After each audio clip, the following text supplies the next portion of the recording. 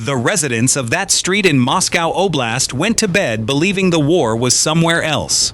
They woke to a detonation that erased an entire row of small buildings and households. A blast wave far beyond anything a small drone could produce. And here is the part that turns a tragedy into an indictment. The missile that leveled that street was, by Russia's own acknowledgement, Russian. An S-300 or S-400 interceptor, one of the largest, most expensive air defense missiles in Moscow's arsenal, launched against cheap Ukrainian drones, missed or malfunctioned, and came down on the very population it existed to protect. Ukrainian ballistic missiles capable of that strike do not currently exist. Russians themselves confirmed it was their air defense. This is not a story about one broken street. It is a story about an air defense system caught in an impossible economy, burning multi-million-dollar missiles against expendable drones, missing, and bombing its own suburbs in the process. What happens when the shield costs more than the arrows? And why is Russia's answer to the drone age failing on camera? Start with the arithmetic, because the arithmetic is the trap and everything else is consequence. Ukrainian long-range drones are cheap, numerous, and expendable by design. Small aircraft whose entire strategic function is to force a response. The interceptors Russia fires at them are the opposite. Large, scarce, expensive missiles designed decades ago to kill aircraft and ballistic warheads, not lawnmower engine drones arriving in flocks. Every night this exchange runs, Russia loses even when it wins. A successful intercept trades a missile worth millions for a target worth a used car. A failed intercept lets the drone through to a refinery or an airbase. And the third outcome, the one that street in Moscow Oblast just experienced, sends the interceptor itself into a residential district, converting Russia's own air defense into the most effective weapon currently striking Russian homes. 3 outcomes. All 3 cost Moscow. That is not a defense posture. That is a subscription to losses with no cancellation clause. Russia knows the big missiles are the wrong tool, which is why it has been fielding an answer, and the answer deserves examination, because it fails in a very instructive way. Meet the Yolka, a Russian drone interceptor, named after the fir tree, built to do exactly what Ukraine's interceptor drones do. Kill incoming drones cheaply, drone against drone. Recent footage shows a Yolka engagement from the Russian side. The Ukrainian drone crosses the frame. The interceptor launches, climbs, chases, and arrives at empty air. Too late. Not by much. By exactly enough. The failure is not in the airframe. It is in the clock. Interception is a race that starts at detection.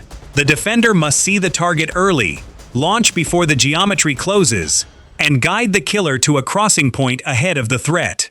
Launch after the drone is already passing, and no amount of speed rescues the intercept. The Yolka sometimes kills drones.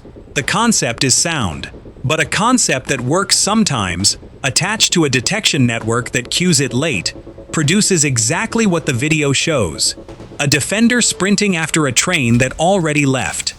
Why is Russia's clock slow when Ukraine's, facing vastly larger nightly raids, keeps improving?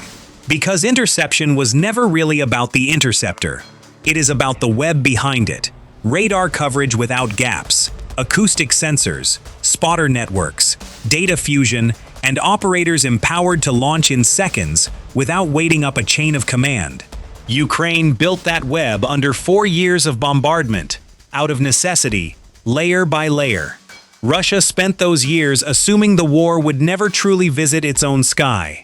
Its network was built to face NATO bombers at altitude, not hundreds of small, low, slow intruders threading the gaps between radar horizons. Retrofitting National Early Warning is a decade of work. The drones are already there tonight, and the pressure on that broken clock is about to grow, because Ukraine is industrializing exactly the layered approach Russia lacks. Recent announcements point to the FP-7X, an air defense derivative of Ukraine's FP-7 missile family, the standard version of which is a ballistic missile with a reported range of up to 300 kilometers. The X variant shares the airframe but changes the mission. Interception reportedly aimed even at the hardest problem in the business, Russian ballistic missiles, as part of the developing Freya air defense system.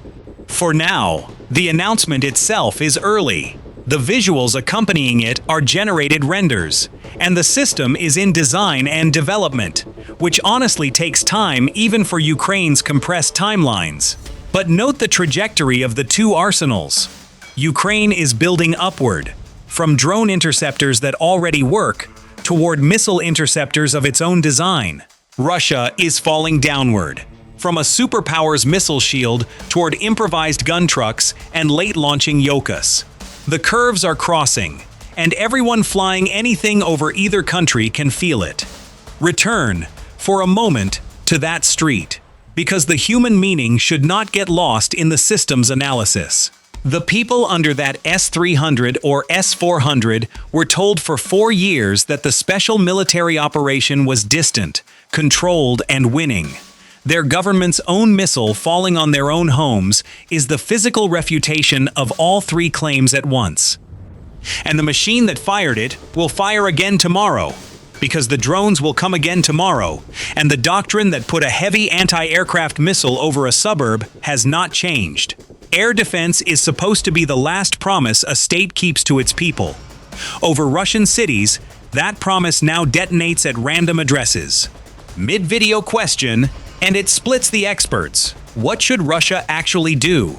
Keep spending strategic interceptors against cheap drones, accept the leakers and save the missiles, or gamble everything on immature systems like Yolka? There is no good answer, which is precisely the point of Ukraine's campaign. Pick the least bad option and defend it in the comments. And factor in the political dimension that makes the dilemma sharper still. A government that told its population the war was distant cannot politically afford to let drones fly over cities unopposed. The optics demand launches, even wasteful ones, even risky ones over suburbs. So doctrine bends to theater. Missiles fly because silence would look like weakness, and every launch spends stock, risks another residential street, and confirms to the audience that the war has, in fact, arrived. Ukraine's drones are not just attacking infrastructure, they are attacking a story and forcing the Kremlin to contradict it in public, with explosions, at its own expense. Zoom out, and the asymmetry becomes doctrine. Ukraine has discovered something that will outlive this war. Against a state with vast but rigid air defenses, the cheapest weapon is the one that forces the defender to respond expensively. Every drone launched east makes Russia choose between 3 self-harms: spend a missile, eat a hit, or drop an interceptor on its own citizens. Multiply by hundreds of drones, and every night becomes a tax. On missile stocks, on refinery output, on public trust. The side that sees first wins the intercept. The side that spends less wins the exchange. Ukraine, increasingly, is both, and it is doing this while simultaneously fighting for its own sky against one of the largest missile arsenals on Earth. The verdict, held open honestly. Russia's air defense still functions.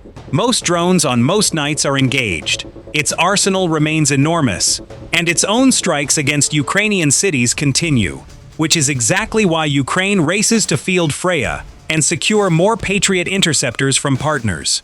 War is always a race of adaptation, and Russia has resources to throw at the problem.